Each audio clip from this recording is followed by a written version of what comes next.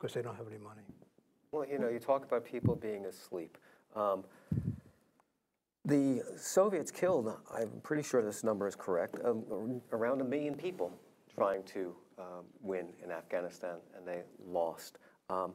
We killed, that is we, the U.S., and we don't like to think of this, or perhaps we've forgotten it, we killed at least 2 million Vietnamese.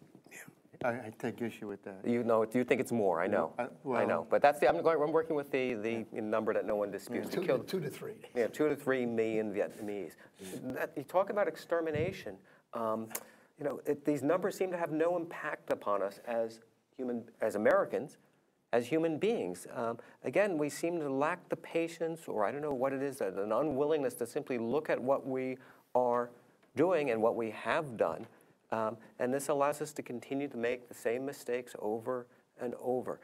By the way, just an irony, I heard on the BBC today that the U.S. and the Soviets, or excuse me, the Russians, just finished a joint military operation in Afghanistan, an attack on a heroin production center. I saw that somewhere too, that the Russians have decided to train Afghan troops, train them, it's ridiculous, and also get involved in fighting the narcotics trade. The Russians are back in Afghanistan. This is crazy. And they're giving us intelligence to help in this fight. It's a lack of reverence for life. That's my last letter to the East Hampton Star. Where's the reverence for life? It seems like it doesn't even matter anymore. No. Killing. Well, it doesn't matter if they're not like us. You understand? You know, because in Vietnam, I take issue with Len. I've read like as little as 3 million were killed, and as many as 5 million were killed. And out of that, this is what the North Vietnamese or the winners said, that that we killed 5 million, and out of that 5 million, 3.5 million were civilians. We did that with napalm and 1,000-pound bombs and B-52s bombing. It's crazy what we did to them. It was like we were trying to exterminate them. That's what think about it. Really looked it was like. a Holocaust. Yeah. Well, you know something? That's exactly what it was, and I've seen that term. It was an American Holocaust. Yeah. Where'd you get that? Where'd you get that from? From my inside. Yeah. That's good. He knows what a Holocaust is. Yeah, that's what it was. A Holocaust. So, what else? My God, I saw Sarah Palin last night saying that someone was asking her, what about 2012?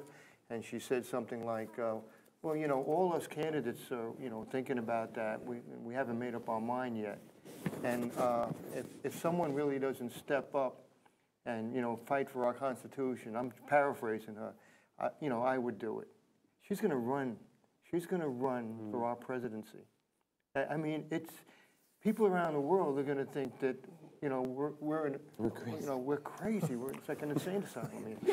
They decided that long ago, Joe. Yeah. We're crazy. Yeah. I'm not joking. There's back to what Len was saying, that immediacy. It's for as much as I really enjoyed Obama and still do, you can see how quickly his rise came up, and there's no allowance. I mean, in my head, all of the things that he wanted to and still wants to accomplish, I'm like, great, 2 terms.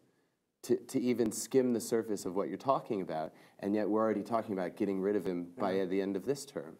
And like you said, where's that sticking to your candidate? Where's the taking the stance behind them and saying, no, let's push through this, let's see what we can really accomplish. Well, when he was on the Daily Show 2 nights ago, was it? He was talking about making progress. He was saying, it can't be done overnight. That's the words he was using. It can't be done overnight. But I remember when his posters first came out, that's exactly the word that was on it, progress. And they switched from progress to hope. To hope. And the hope, that was maybe that was a bad thing to think, hope. Well, I think progress can scare people. Is more. Yes, progress is a scary thing. Well, I don't find it. But it's sort of like change. Like that's a frightful word for people to see. And hope. It's the light at the end of the tunnel. You know, I think the Financial Times out of England had a good piece, and a columnist this week who said that, you know, it's as if the Obama administration was driving an ambulance, and they came down the road and they found a patient, someone lying on the side of the road who had suffered a heart attack.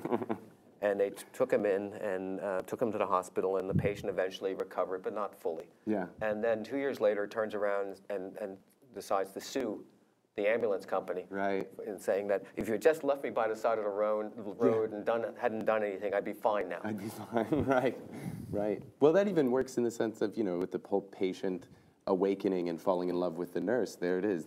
He picks up this dead country. They wake up and they're in love with the one man that lifts them up out of the rubble. You know? Yeah. All right, so I'm hoping that the media and all, you know, and all the pundits that go with the media are wrong. I don't see that, you know, the Democrats are going to be, there's going to be a tsunami. I don't see it.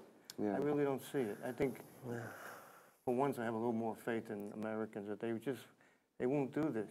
They're going to go into that booth. Yeah, they were upset. Yeah. But they're going to do the right thing and vote mostly Democratic, I think. That's what I think.